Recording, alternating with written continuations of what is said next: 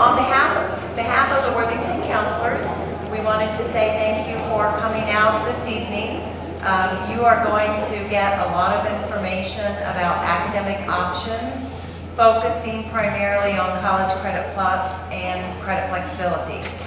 We have the privilege of having representatives from 4 local colleges. They're down front. We have people from the Ohio State University, Otterbein, I don't know if I'm in the right order, Columbus State, and then we have Central Ohio Technical College in the back.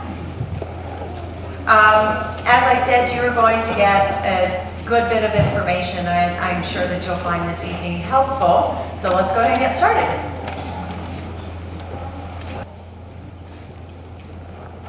Good evening, everybody. My name is Keith Coates. I am the Director of College Credit Plus Services at Columbus State Community College. This first part of the presentation is some general information based on eligibility and requirements and essentially what College Credit Plus is here in the state of Ohio. And then after that, Mr. Court will have some specific information related to how the College Credit Plus offerings work here at Worthington. So what is College Credit Plus? The College Credit Plus is a program, it's a new name for an old program called Post-Secondary Enrollment Options.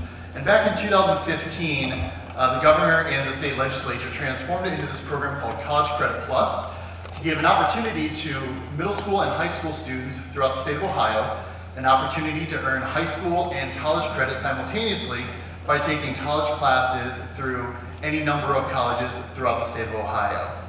So you might hear the term dual credit programs, some colleges call it that. You might hear the term dual enrollment programs.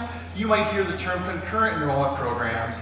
The term that most people say nowadays, which is kind of the branding here in Ohio, is College Credit Plus. So all those terms mean the same. Your counselors, I imagine, probably say the word College Credit Plus, and so do the college reps here tonight. And that means that you get high school and college credit in most instances. And a lot of people like it because, in most cases, it's free for the student and the family.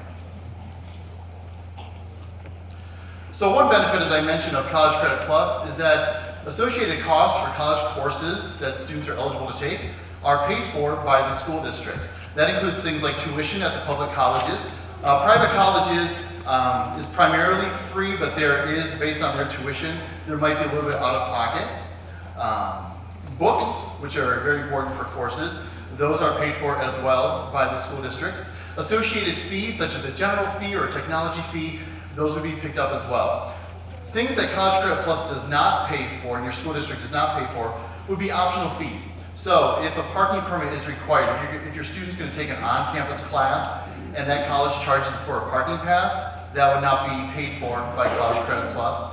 Also a gym membership, so if you wanted to use the RPAC at Ohio State University or the fitness center at Columbus State or Otterbein, if there's a membership fee for that, that would not be covered as well. But the things related to the academic course, the tuition, and the required fees are paid for. So the state law says that students in grade 7 through 12 can participate in College Credit Plus, and that eligibility is determined by this phrase that we use around the state called college ready. And college ready means that a student meets the state's defined remediation-free scores. Essentially, the state wants to make sure that your student is ready to participate and therefore succeed in college level courses. One other caveat of College Credit Plus, which might seem kind of obvious, but you have to be an Ohio resident to participate in College Credit Plus. So students around the state take College Credit Plus courses at a number of schools throughout Ohio. There's a lot of colleges in Ohio, and most of those colleges do participate in the College Credit Plus program. All public colleges are required to participate in College Credit Plus, and a lot of private colleges participate as well. Students may take College Credit Plus classes at more than one college during the same academic year. So if you're accepted to multiple colleges while you're still in high school or middle school, you may have the opportunity to take multiple courses at multiple schools throughout the year. It can get confusing, so I would caution you towards that, but it is possible. And students take courses a number of different ways. You'll hear later tonight about courses offered here in the Worthington high schools that are offered through the colleges. Students also can take courses at a college campus or any of the satellite centers throughout Central Ohio. And students may also have the opportunity to take courses online. So there's different ways that students can take courses, and they're all eligible through College Credit Plus. So students can take a wide variety of courses through the College Credit Plus program. Many students take courses that will transfer throughout the university system of Ohio. We call those tag courses. And those are also courses that you might think of as generally transferable courses. College English, college algebra, American history, psychology, sociology. A lot of those courses are very popular, but we also have students that take technical courses through many of our colleges as well. Business management. Some students do the admission requirements for some nursing programs. A lot of different ways that they can take classes. Some limitations to courses that students cannot take. They have to take courses that are college related.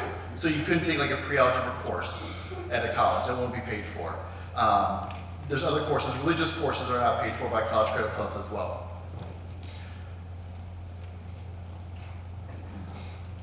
So as I mentioned earlier, College Credit Plus courses in many instances count towards the high school requirement and also college credit.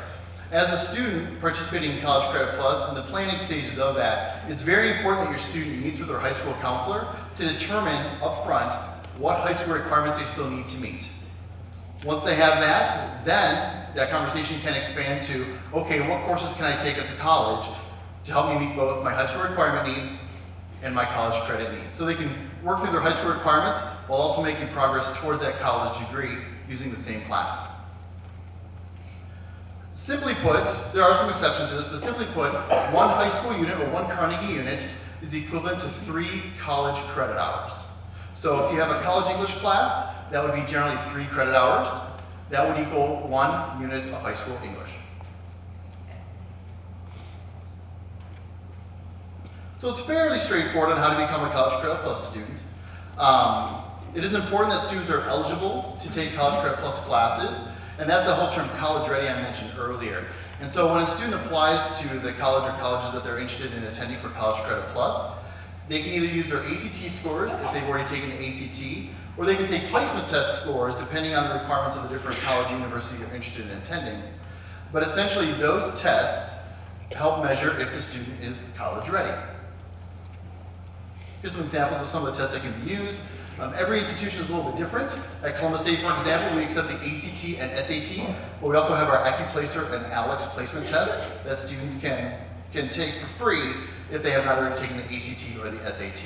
I know our friends at Ohio State, they require standardized tests such as the ACT or SAT, and different colleges have different requirements. So the colleges do set the requirements, so based on the college or colleges you're interested in attending for College Credit Plus, it's important to know early on which requirements testing-wise, you'll need to have either to take later or to have taken. So when a student applies for admission, they will follow the rules of that college or university that they are planning to attend. And every college, as I mentioned, has different deadlines and procedures. After the presentation tonight, you'll find the 4 schools that were mentioned. We'll be out there with our admissions checklist and be able to answer any questions. For the most part, I believe the admission process is pretty straightforward, but we're happy to answer any questions you might have afterwards.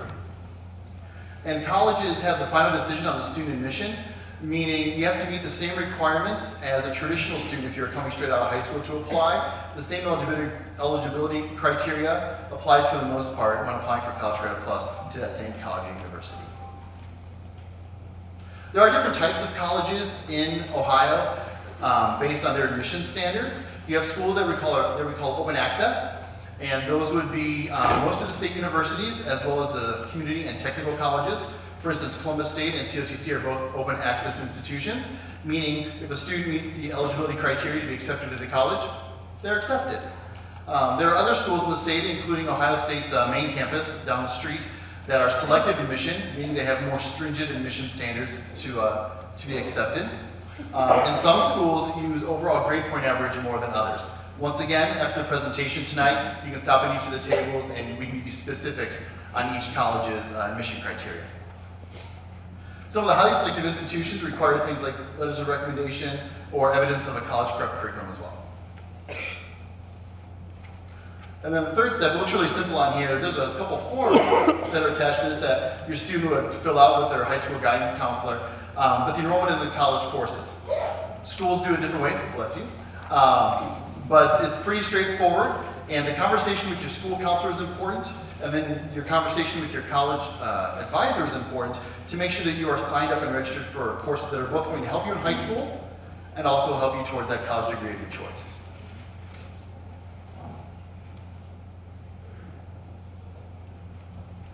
So as I mentioned, College Credit Plus students can take a variety of courses at the different institutions. And we have these things called prerequisites. Raise your hand if you've heard the word prerequisite before. Does anybody know what it is? I'm not going to put you on the spot. Essentially, a prerequisite means something that has to be done before you take a certain class. In most cases, it's the completion of a class that has to be done before the next class. But even more often, it's placement. So I mentioned those tests a few minutes ago. So students must meet a certain placement to take things like college English. We need to know that the student's college ready. Same goes with math, psychology, the sciences, things of that nature. And so our access to classes at the college are defined by those prerequisites. I mentioned this, cannot take a religious course that will be paid for by College Credit Plus, and college courses for this program must be college level. If a student tests into a non-college level class, let's say a student wanted to take a math class at Columbus State, but their math test wasn't high enough. The thing we would likely recommend is for them to go back to their high school and do another unit of high school math. Therefore, you wouldn't decide to pay out of pocket for a remedial class that has no additional benefit beyond your high school curriculum. So at that point, our advisors would advise the student to go back to the high school, talk to the counselor, have a discussion about what would work best for that student in the case that a student tested into a remedial course. So College Credit Plus grades are factored into high school GPAs. Courses are weighted the same as things like honors courses and advanced placement courses in that same content area. And students must complete, end of course exams for the big three, English, math, and science. So there is a limit to how many credit hours of College Credit Plus a student may take per year. By state law, a student may take a maximum of up to 30 credit hours per academic year, with a maximum of 120 credit hours throughout the program, so by the time they graduate high school. Now I say up to 30 hours because there's a formula that determines how many hours a student is specifically eligible for in any academic year. And that is based primarily on the number of high school units they are taking, to make sure that the high school courses are happening and are just as important as the college courses. So as you work with your high school guidance counselors, they will do the simple formula to make sure that you are not taking too many hours and that you're taking just the right amount of hours for what you're eligible for. If a student goes over that maximum number of hours in any 1 year, the student and their family would be responsible for payment of any course over that. So if a student was eligible for 18 credit hours in an academic year, if they ended up taking, let's say, 22 or 23 credit hours, anything beyond that 18 credit hours would be responsible payment by the family at the college or university's regular tuition rate. Okay. So just to recap, some of the benefits of College Credit Plus, I mentioned at the very beginning. For the most part, College Credit Plus is a free program for students and their families. So students can really make progress towards that college degree early on and at minimal cost. There's a wide range of academic opportunities. We are lucky to live in Central Ohio, where there are so many great colleges and universities that students can explore and take college credit classes through prior to high school graduation. Students will get exposure to some of the world-class faculty that all these colleges and universities have to offer. Students come, as we know, from around the world to enjoy the academic opportunities here in Central Ohio, and your students have that opportunity to do so if they're ready while they're still in high school. And once again, they can get a head start on a college career. We've had a number of students graduate with their associate's degree prior to their high school diploma, and then they've gone on and received their bachelor's degree and have really gotten a great head start. But not everybody completes a degree while they're in high school. Even a couple classes can make a big difference in terms of cost down the road when exploring that associate's or bachelor's degree. Aside from it being a mostly cost-free program, there are some financial risks. If a student fails a College Credit Plus course, the school district can bill the family for that course after the fact. There are also strict deadlines of dropping courses or withdrawing from courses. So when you get into a College Credit Plus program, it's very important for the student and family to pay very close attention to those deadlines as they are published on the college's websites. But it's very important because a difference of a day or two could really mean the difference between paying for a class and not paying for a class if your child decides to withdraw from that class early. And if a student doesn't do well in their college courses while in high school, remember those are still college courses. There's no difference between the college courses they take in College Credit Plus and what they would take later on. Because they are real college courses and are on a real college transcript, lack of success in those courses could impact future financial aid eligibility once a student does graduate from high school. So it's very important that as you're weighing your decision as a family of whether a student should participate in College Credit Plus, to keep in mind that it has some really great benefits, but it's a very real experience and there are some risks to it. Some of those risks include college courses are more rigorous. Where in high school, a lot of courses are year-long courses. In college, they're semester-long. So an algebra course might be, well, it'll move faster in college because there's simply less time to get all that coursework in. And it's a more rigorous course because it's college-level work versus high school-level work. The courses, because they're at the college level, they may include adult content.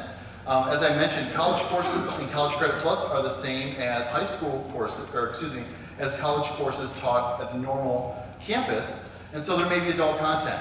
If a student takes a class at one of our locations at one of the colleges or universities, they likely will be in a classroom with people of different ages, different experiences, and discussions around mature content depending on the course that they are taking. And college level work being more rigorous, that might cut into time that the student previously had for things like extracurricular activities, outside employment, things of those nature. So it's pretty important to be aware of what you're getting into because, as I mentioned, this is a real college experience. Just to hammer that home a little bit more, college classes are harder, and they move a lot faster, which means there's a lot more work per week. So just know that. There's also outside the classroom expectations. Sometimes in high school, students have the ability to get all their work done during their high school time periods. In college, that is rarely the case. So there's a lot of outside studying and homework that needs to take place for college courses. Fewer grades are given, so a lot of times things like attendance aren't graded. They are mandatory, so a certain number of absences in a specific course might cause an automatic drop in a grade, but not as often is it an actual assignment type. Here's 5 points, here's 10 points, stuff like that. Instead, there are things like projects or papers or exams that are the heavier weight of those grades. So being real college courses, the student must be more responsible.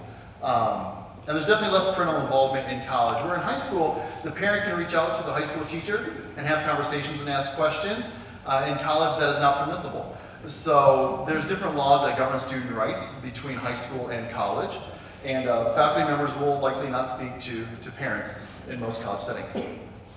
So it's very important that the student feel empowered to be their own self-advocate as they progress through their college coursework. Differences between high school and college are different. For instance, our spring break falls at different times. And the college courses, in most cases, adhere to the college calendar.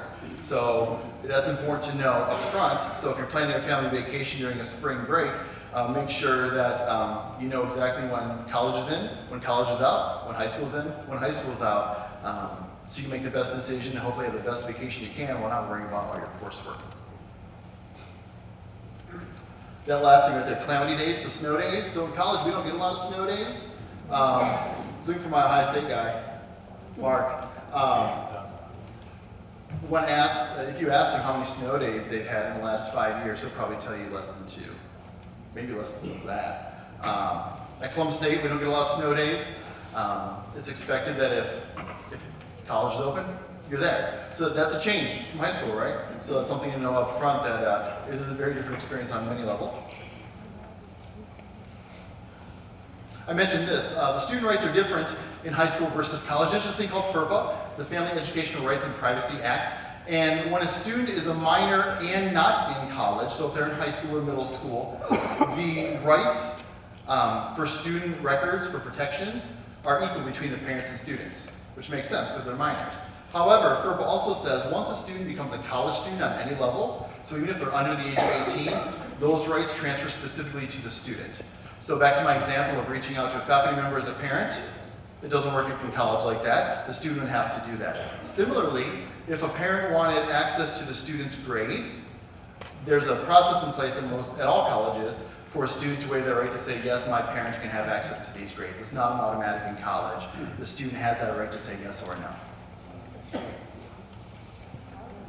Now, having said that, if the student is in high school, the high school gets access to all those grades. So at the conclusion of the semester, the high school could communicate that to the parent upon the request of the parent, because those rights, once again, are equal in the K-12 scenario.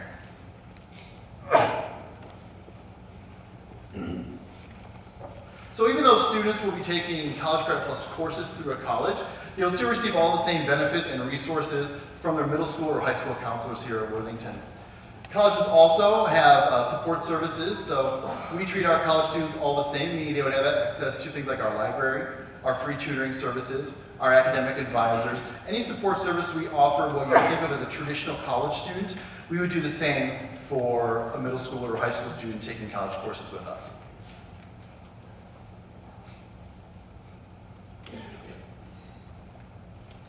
Along those same lines, our disability advocate services at the multiple colleges and universities will work with your student as well. So if a student is on like an IEP or a 504, our offices at our different colleges for disability services can take that information and work with students and families to create reasonable accommodations at the college level in a similar process as what you would experience at the high school. The type of accommodation can be a little bit different at the college, but you may find the process similar in terms of working towards getting those accommodations.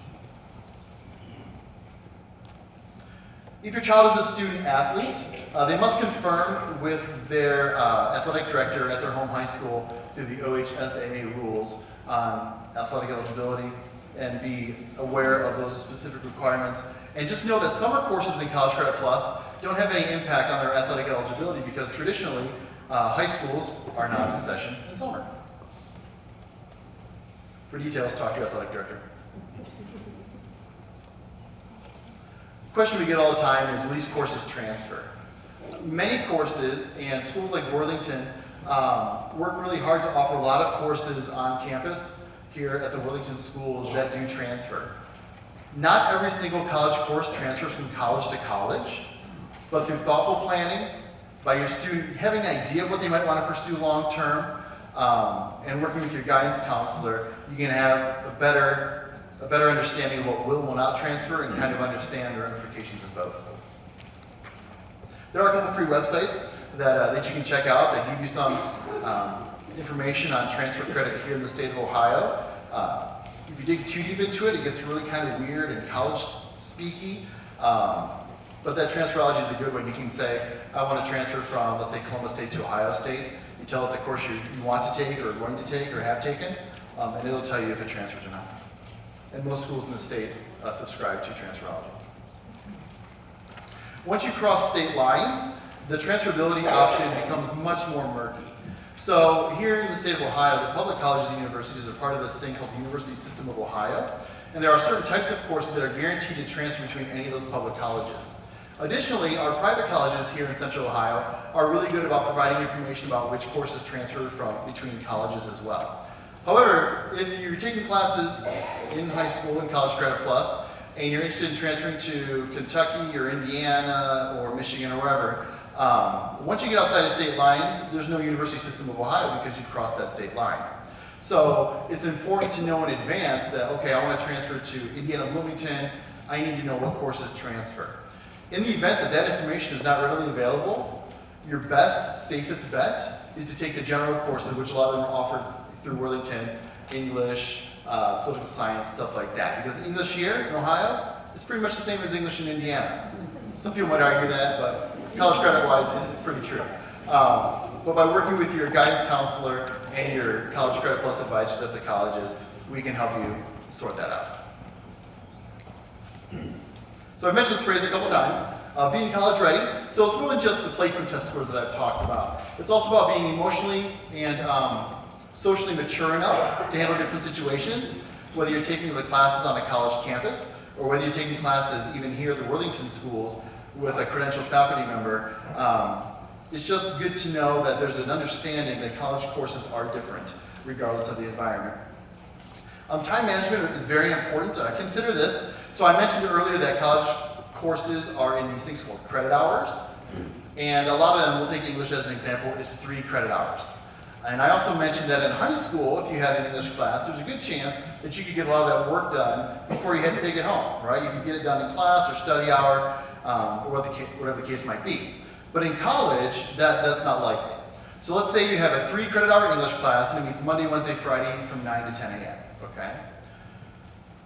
For homework and studying purposes, think about this. 1 credit hour, so English is 3 credit hours, remember that. For every credit hour, multiply that times 3 to get your estimated amount of out-of-course work that you'll need to do per week, okay? So if you have a 3 credit hour English course, you can expect to have between 6 and 9 hours of out-of-school work due that week for that English class, whether it's reading or papers or whatever the case might be. Multiply the credit hours times 3 to get a pretty good idea of how many hours you'll be expected to study and do homework outside of work. Now, I always tell my students, now you're the only person, and I'm looking at everybody that's ever been in school, ever, you're the only person that has been with you for every single time you've ever gone to school in your whole life. So, start with that recommendation. Okay, I got my English class, I need to plan in my time management, whether you make a grid or use a calendar or have Siri remind you, that's fine. I know that I need to find 9 hours in my week to study or do work for this English class. But because you're the best critic of yourself in terms of, I know how I do in school, I then need generally more time to do stuff or less time to do stuff, start with that 9 hours, that recommendation, and tweak it from there. But if you start at the benchmark, then as the weeks go on, you'll get a pretty good idea, do I need to study more or do I need to study less? General recommendation is 9 hours, and that illustrates this point about the time management and organizational skills. You're going to find that college classes are harder, and that more needs to come out of your brain than what you might be used to in a lot of high school courses. Separately, because we know there's only so many hours in a week, if you're studying extra for your courses in College Credit Plus, think about how that might impact your extracurricular activities, a job if you have a job, if you have other obligations outside of school. Just keep in mind that you only have a certain number of hours per week to get it all in.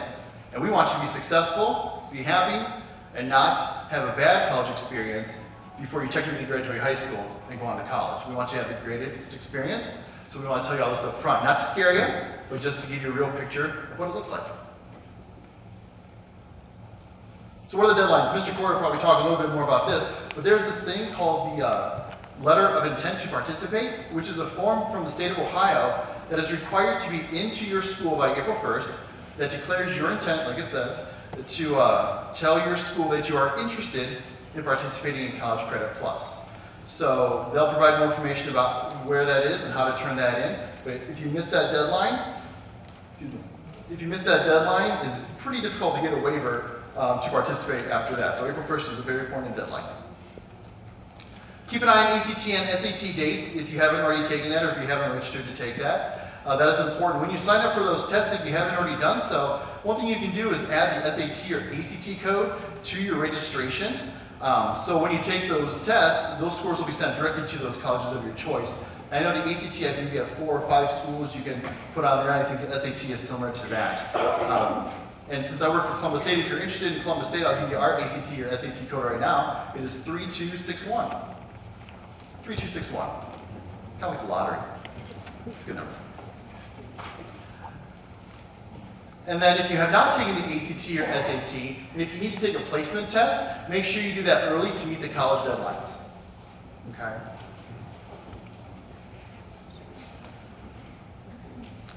Each college and university does have different deadlines. So off the tables tonight, you'll get some information about the different schools and kind of the admission requirements. So pay very close attention to deadlines. Also information about the different assessment tests that we offer and accept. And summer semester is beginning semester of the College Credit Plus academic year.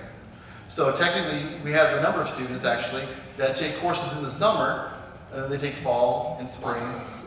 But if you take courses in the summer, you don't have to go all the way through the year if you don't want to. You can mix and match. But you are eligible to take them in the summer with approval from your school.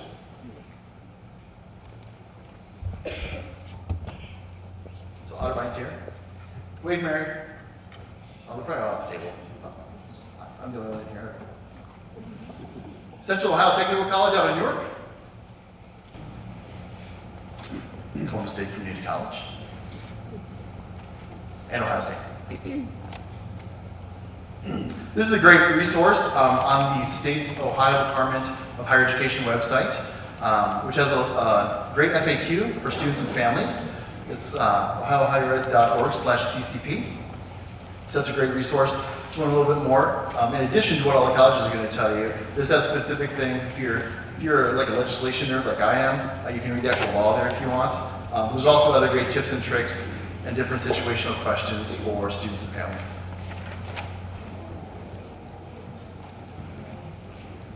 Good evening, everybody. As Keith Coates, again, thank you very much, from Columbus State said, my name is David Court, and I have the opportunity to be the college counselor here and the College Credit Plus coordinator at Thomas Worthington High School. So again, thank you for showing up tonight. A wealth of information that's being shared with you, which, by the way, will be posted on each individual high school's website, along with the Worthington City Schools website. You can actually see the presentation, and our voiceovers will be there. So if you want to go back and rewatch the presentation, you have that available to you. As you walked in the door tonight, you picked up, thanks to our counselors that are here, you picked up an additional one-page College Credit Plus form with some general guidelines and information about College Credit Plus. And then on the back, you have the next steps. I want to participate, so what do I do next? Which Keith covered many of those steps. But as well, you have a very nice grid table here with the 20 courses that we have in Worthington City Schools identified to be eligible for our students, whether those are in-house or online through Worthington teachers, or having Columbus State professors coming to one of or both of our high schools. So as I reference some of the slides and course availability for our students, you might want to have that there readily available to you. That said, again, welcome for tonight. As Keith mentioned, we have 3 different pathways that our students can take, and for our Worthington students, that they can participate in College Credit Plus.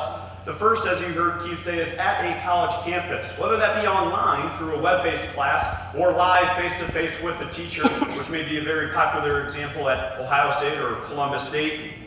Well, that is an option available to our students. The second option that we have available is for our students is at the high school, taught by a Worthington teacher. And again, you'll see those courses listed on the back of that one-page informational flyer, whether that be general chemistry or chemistry 1110, 1111 through Mary Wabb or Doug Dosky.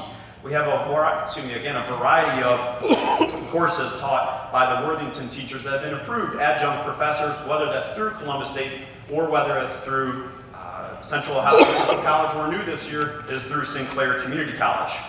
And the last option available for our students is at the high school, taught by a college professor.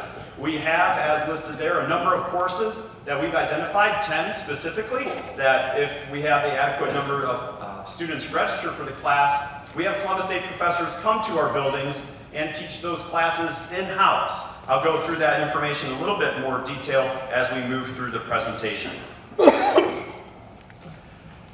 One of the options, as I just referenced, is classes taught by Worthington staff here within our school buildings.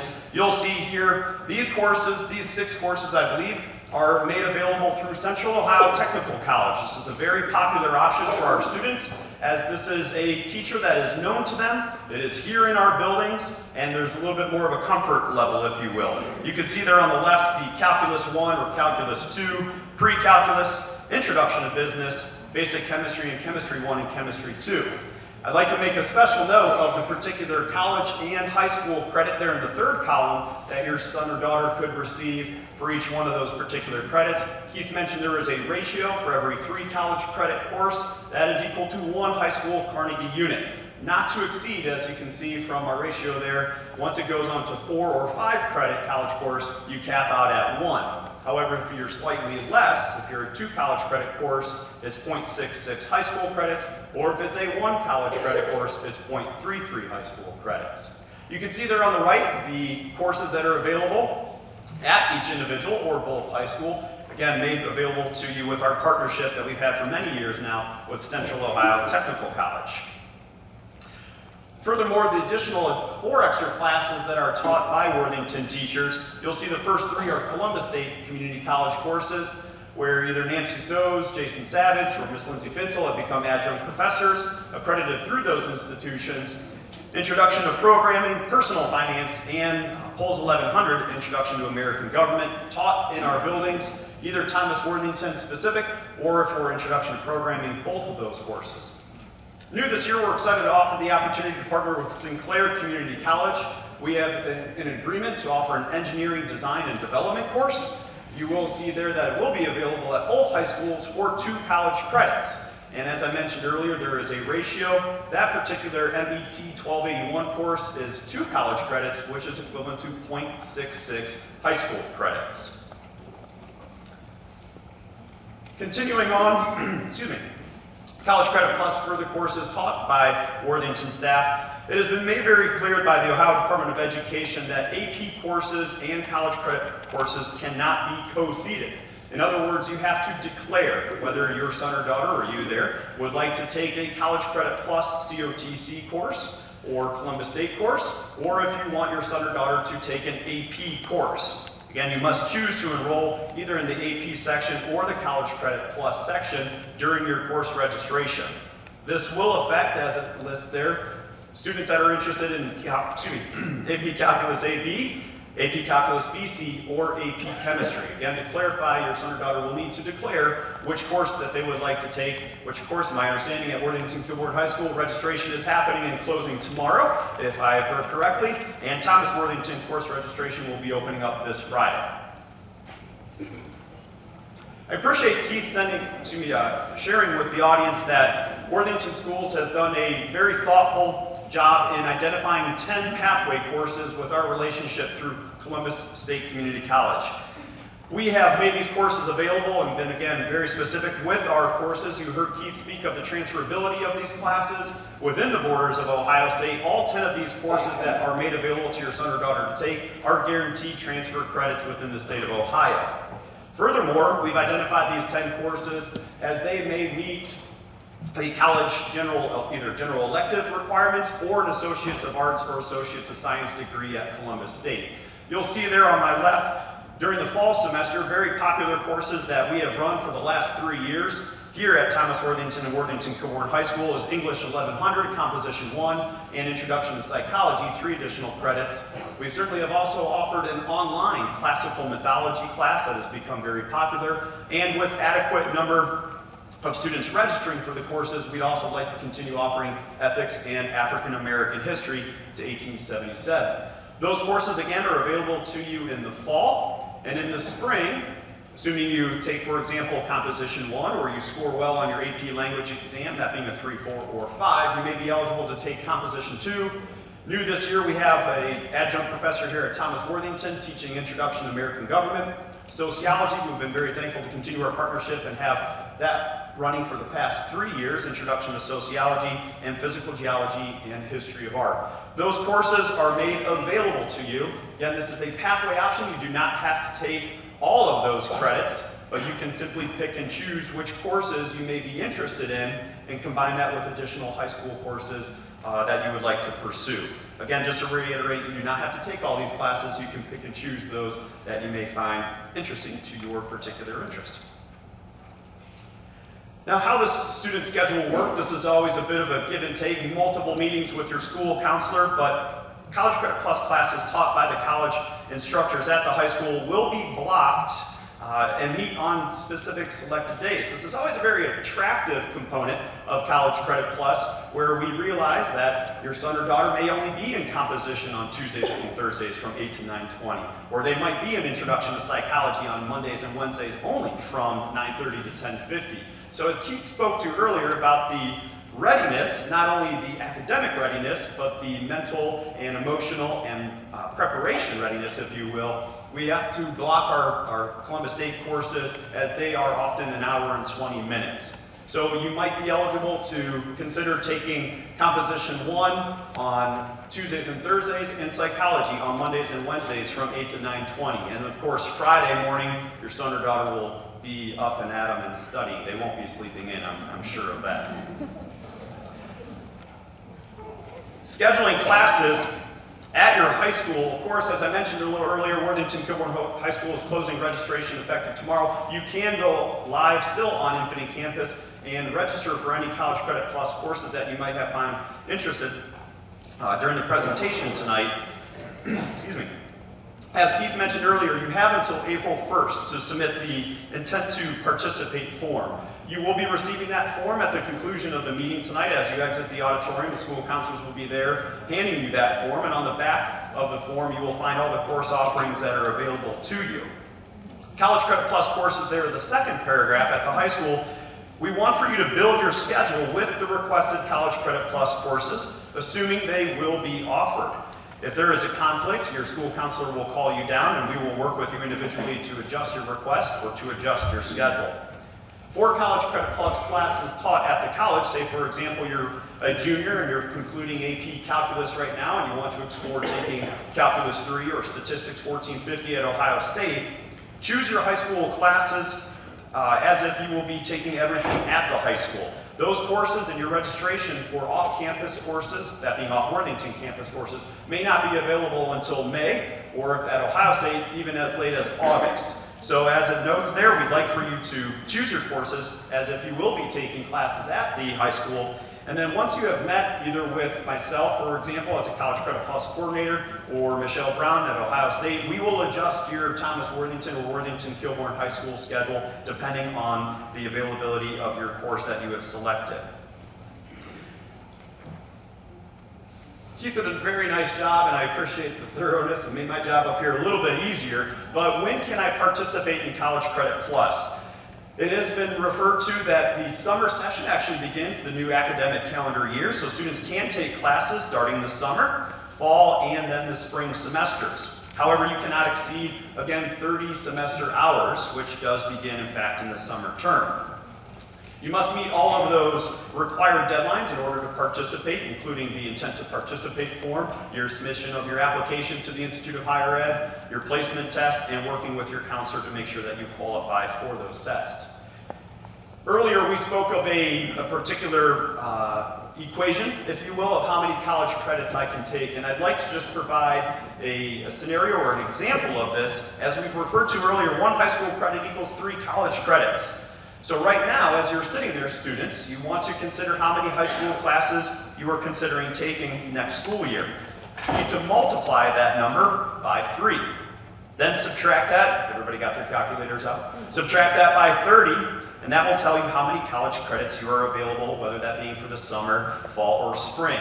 And again, as noted, if you go over or exceed the 30 college credits, your family is responsible for paying for that. I have an example here. If I am currently a sophomore or a junior and I'm interested in taking AP Physics, Math 3, Government and Native American Studies, and let's say I would like to continue my education with, or my language in Honor Spanish 4. Each one of those courses is 1 Carnegie unit. If I multiply that by 3, that means of my 30 hours that I have available to me, just at the high school I've already used 12, if you will. I've already used up 12 of those 30 hours, which means I have 18 available hours for College Credit Plus work. Therefore, continuing this example, during the school year, I also plan, I'd like to take from that list, for example, or go down to Ohio State or Columbus State. I'd also like to take Composition 1 in the fall, as well as Introduction to Psychology in the fall. I was already at 12, there's another 6 hours, I'm up to 18. Composition 2, 3 hours, and Physical Geology in the spring, 4 hours. That in total, I had remaining 5 credit hours. So again, my high school was 12 hours. These additional credits are 13 hours. I have 5 credits remaining, say for example, for summer work or any additional work that I might want to consider adding. We spoke of balance earlier, and you've heard a little bit of the expectations with the amount of coursework, the amount of time spent outside of the school to prepare for college-level classes. So we really, as counselors, we want, of course, your well-being and your emotional health is important and critical to us. So think carefully about the courses that you're selecting. These College Credit Plus courses are similar to AP courses. However, as it says, you can condense these, if you will, into 1 semester rather than across an entire year. A little bit of statistics, I like those numbers, and just as a snapshot, as an example to portray how our students did just this past summer, I ran the Thomas Worthington this past fall. We had 78 students take a total of 124 Columbus Day courses this fall. That was, again, just a snapshot here at Thomas Worthington High School. You can see how well they did there, 50 A's, 33 B's, a few C's and a D's, and even a couple, as they call them at the Institute of Higher Ed, E's, or what are known for us, F's. But I'm proud to say 90% of our students here at Thomas Worthington, again, just a snapshot, earned a passing grade and credit towards their graduation. Keith mentioned that College Credit Plus courses are AP weighted, if you will, that 5.0 scale, which in fact will affect your overall cumulative GPA. And on your transcript, that being your Worthington Kilbourne, your Thomas Worthington transcript, we will report not only the institution that is awarding the grade, the class title will be reported, and the letter grade itself. So you will actually physically see if I took a course at The Ohio State University, the course title and my grade, or if I was at Columbus State, Central Ohio Technical College, or Sinclair, or any of our other partner schools, Otterbein, for example, the college institution will be listed along with the grade and the class title. A few additional CC Plus reminders, which again, I apologize if I'm being a bit repetitive here, but these are college classes. I think you've heard that a few times, the emphasis of your academic and emotional readiness.